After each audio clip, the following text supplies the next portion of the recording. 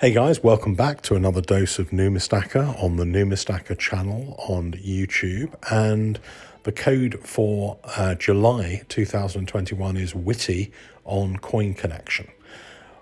The one I want to talk about today, to begin with at least, is the Queen's Beast series, the Completer coin, the series that just keeps on giving. And there's been a couple of new Bullion releases.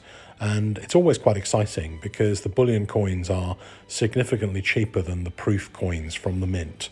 And although they're not limited mintage, they are pretty spectacular. This particular one is the Completer coin, which has all of the Queen's Beast beasts on it, all 10 of them on one coin. And it's made to BU standard, so it's not a proof coin, but it's pretty much as nice as the proof coin in many ways, but quite a lot cheaper. I think the first tranche of these is already sold out from the Royal Mint. I expect a few of these will turn up for grading, but if it's a little too big for you, then why not focus on its smaller brother, the 2-ounce bullion coin. I've always been a collector personally of these 2-ounce bullion coins, and I've got a few of each of every one of those beast patterns that have been produced over the last few years. But this one has just come out as well, starting to appear, being sent for grading. Most people probably won't send these for grading, they'll just keep them as bullion coins in their capsules or flips, however they come. Some people will be trying to get 69 or 70 grades on these coins. I expect 70 will be as difficult as with the previous 10 bullion coins. However, these two came probably directly from the mint, maybe by the looks of it, in these capsules. But I think that 70 will still be pretty elusive for these coins. So that's the Completer coin, new bullion coins from the mint available now.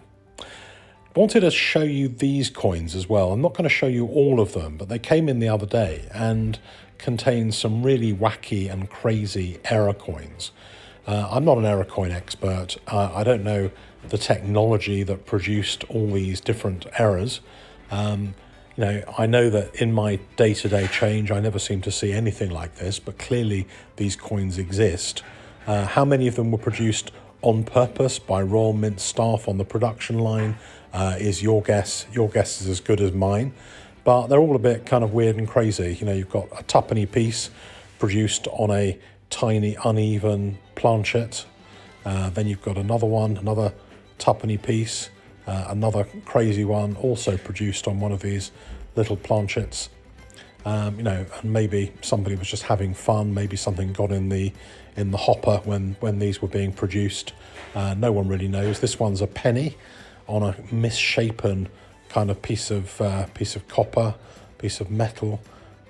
There's a lot of people who collect these, and it's great fun getting them graded and seeing what they come back as, because NGC always then give a description of each one of these coins and give their best guess as to how they were produced.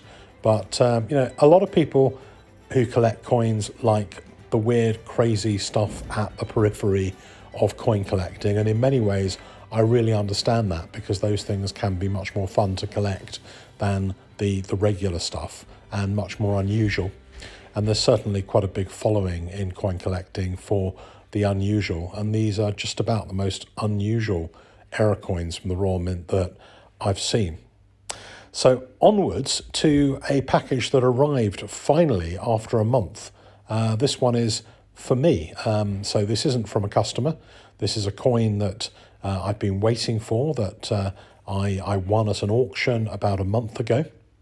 And the auction is a pretty famous coin auction in Monaco. So the auction is called MDC. And those of you who've heard of MDC will know that they have a reputation for having some of the most beautiful and expensive coins available at their auction. I would say 99.9% of everything on sale at MDC is well out of my personal budget, but there was one particular coin that I've been trying to get hold of for a while. I've always been a fan of sovereigns, and particularly of Melbourne Mint Sovereigns. And I've been to Melbourne a few times. It's a most beautiful city with fabulous food, a great night market. I mean, it really is a spectacular place. And I've been to visit the building, the Mint building over there. And in the 1880s, they produced a lot of sovereigns. There was a ton of sovereigns being made. They were day-to-day use for trading. And a lot of the 1880s Melbourne sovereigns were produced in both the St George pattern and also the Shield pattern. When you look in the catalogues and the lists, no one really knows how many Shields were produced relative to how many St Georges. But there are some key dates, and those of you who are looking at this will probably recognise immediately that 1887 was one of the key dates. Along with 1886, they are the two rarest dates. 1886 seems to be a little more expensive even than 1887, but the rarity of those 2 years is probably around about the same. So this coin, it's only an AU53 in terms of grade according to PCGS, but there are very, very few of these coins known, very few graded. It seems that 99% of the ones that are known are the St George, and there are very, very few shieldbacks available. It is said that some of the trading partners didn't really like, for cultural reasons, the St George to be on the back of the sovereigns that they were given in trading. And so the Mint produced some of these coins in the Shield pattern, and they were minted particularly for trading in these certain parts of the world. I don't think it may have been India, but I can't remember. It was a story I read a while back, and I can't remember, unfortunately, the detail of it, but they certainly are pretty thin on the ground. 1884 seems to be the most common one of the range. 1880 is pretty difficult to find, very rare. 1883, marginally less so. 1887, 1886 are also difficult to find. 1881, 1882, 1885, they can all be found, but there are quite big premiums attached to these coins. But as I say, it may not be the very, very, very best example in the whole world, but it's a pretty rare coin. So I think probably PCGS have been slightly forgiving in terms of grading it, and it's a really nice coin to have in my collection. I don't know how many of you collect Melbourne sovereigns. There is apparently in the 1870s an overdate one that is quite desirable as well, and if I find one of those, I'll probably pick that one up next. It may be that the 1886 will always stay out of my personal budget, but who knows, you never know. Maybe by selling a few other different coins that are less rare, I might be able to pick up an 1886 at some stage.